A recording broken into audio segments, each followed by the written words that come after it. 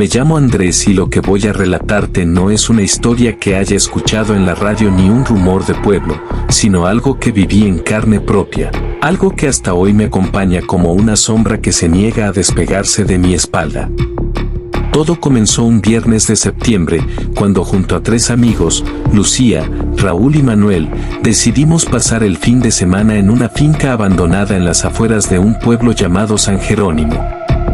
La finca era conocida como la Casa del Olvido, un caserón que había pertenecido a una familia adinerada a principios del siglo pasado y que, según contaban los lugareños, fue escenario de tragedias, desapariciones y rituales extraños. Al llegar al pueblo, notamos enseguida el cambio en el ambiente, las miradas esquivas de los ancianos, los murmullos apagados cuando preguntábamos por la casa y, sobre todo, la advertencia que nos dio un señor encorvado frente a la iglesia. No pasen la noche ahí, esa casa se alimenta de los que entran. Lucía se rió, Raúl hizo un gesto burlón y Manuel, aunque callado, parecía estar algo incómodo. Yo mismo, aunque intentaba mostrarme escéptico, sentía un nudo en el estómago. El camino hasta la finca fue un sendero de tierra, bordeado de árboles retorcidos. Al llegar, la casa se levantaba imponente, con las ventanas rotas como ojos vacíos y la puerta principal entreabierta, como si nos hubiera estado esperando. Dentro, el aire estaba cargado de polvo y un olor rancio que parecía impregnarse en la piel. Encontramos muebles viejos cubiertos con sábanas amarillentas y cuadros torcidos que mostraban rostros severos, familiares que parecían seguirnos con la mirada. Armamos nuestras cosas en la sala principal, encendimos velas y tratamos de bromear para quitarle peso a la atmósfera. Sin embargo, esa primera noche comenzaron las señales. A la medianoche escuchamos un ruido fuerte en el segundo piso. Raúl, siempre desafiante, subió con una linterna. Regresó diciendo que no había nada, pero su rostro estaba pálido. Juraba haber visto una figura parada al final del pasillo, observándolo. Mientras intentábamos dormir, Lucía comenzó a murmurar en sueños. Al acercarme, noté que sus palabras eran incomprensibles, casi como un rezo invertido. Cuando intenté despertarla, abrió los ojos de golpe y me susurró con una voz que no era la suya. «No deberías estar aquí». Me estremecí. Los días siguientes, la casa pareció despertar. Las puertas se cerraban solas, escuchábamos pasos detrás de nosotros y los espejos reflejaban cosas que no estaban en la habitación. Una tarde, Manuel encontró un cuaderno escondido en una gaveta. Era un diario escrito por la antigua dueña de la casa, doña Emilia, quien relataba la muerte de sus hijos uno a uno, hasta que quedó sola. Lo inquietante era que las últimas páginas estaban llenas de símbolos, dibujos de círculos, invocaciones y la misma frase repetida decenas de veces. La casa no me deja ir. Esa noche decidimos quedarnos todos en la sala, pero el sueño fue imposible. Desde el piso superior provenían risas infantiles mezcladas con llantos desgarradores. Cuando subimos a revisar, descubrimos que en una de las habitaciones había huellas pequeñas de manos marcadas en las paredes, como si alguien las hubiera dejado recién. Lucía comenzó a comportarse extraño, se apartaba del grupo, hablaba sola en rincones oscuros y decía que escuchaba voces que la llamaban por su nombre. Raúl trataba de mantener el control, pero lo notaba temblar cada vez que caía la noche. El clímax de esa primera parte llegó la segunda madrugada. Estábamos en la sala cuando todas las velas se apagaron al mismo tiempo. Un frío antinatural recorrió la casa y, en la oscuridad, escuchamos claramente una respiración pesada alrededor nuestro.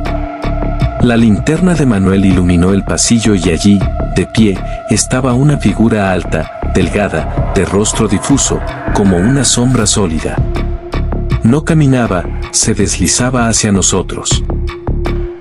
Lucía se levantó y, con una sonrisa inquietante, dijo: «Ya no estamos solos». La figura extendió un brazo y la puerta de la sala se cerró de golpe, dejándonos atrapados. Ahí entendí que habíamos cometido el error de entrar en un lugar que no nos pertenecía. La casa nos había elegido. La puerta de la sala se había cerrado con un estruendo que retumbó en las paredes como un latido seco. La sombra alta permanecía inmóvil en el pasillo, pero su presencia llenaba el aire como si todo el oxígeno hubiera sido arrancado de nuestros pulmones. Lucía, con esa sonrisa que no era suya, avanzó hacia la figura sin miedo, murmurando palabras imposibles de comprender. Intentamos detenerla, pero cada vez que la tocábamos, un escalofrío helado nos recorría y nos obligaba a soltarla. «Ella me entiende», dijo en un tono casi infantil. La casa me estaba esperando. En medio del caos, Manuel recordó el diario que había encontrado. Buscamos desesperadamente entre las páginas, esperando hallar una pista para detener lo que estaba ocurriendo. Allí, casi al final, descubrimos un párrafo escrito con letras torcidas y desesperadas. La casa exige compañía. Toma un cuerpo, lo moldea, lo hace suyo. Si no se le entrega, se cobra a todos los presentes. Las palabras eran claras, la casa había elegido a Lucía. Raúl, incrédulo, gritó que todo era una farsa y que lo mejor era derribar la puerta y escapar, pero al intentarlo fue lanzado violentamente hacia atrás, como si una fuerza invisible lo hubiera golpeado. Su cabeza chocó contra el suelo y un hilo de sangre comenzó a correrle por la frente. «Nadie se va», dijo la voz gutural de Lucía. «Nadie se va hasta que ella decida». El sótano prohibido. Buscando otra salida, recorrimos la casa y encontramos una trampilla escondida bajo una alfombra raída. Bajamos al sótano, y lo que descubrimos allí fue peor que cualquier cosa que hubiéramos imaginado. Las paredes estaban cubiertas de símbolos pintados con lo que parecía sangre seca.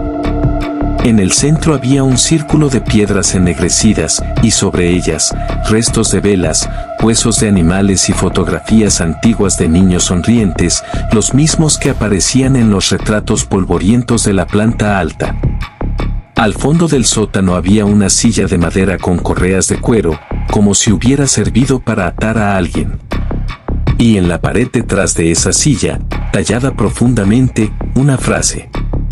«Todo lo que entra, se queda». De pronto, escuchamos pasos bajando por la escalera. Era Lucía.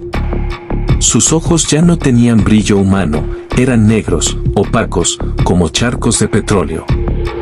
Ella me mostró lo que hizo con sus hijos, nos dijo con voz ronca. Los guardó aquí, para que la casa no muriera. Ahora, me toca a mí. Mientras hablaba, la sombra alta descendió detrás de ella. No tocaba el suelo, y sus brazos parecían alargarse cada vez más. El aire en el sótano se volvió irrespirable.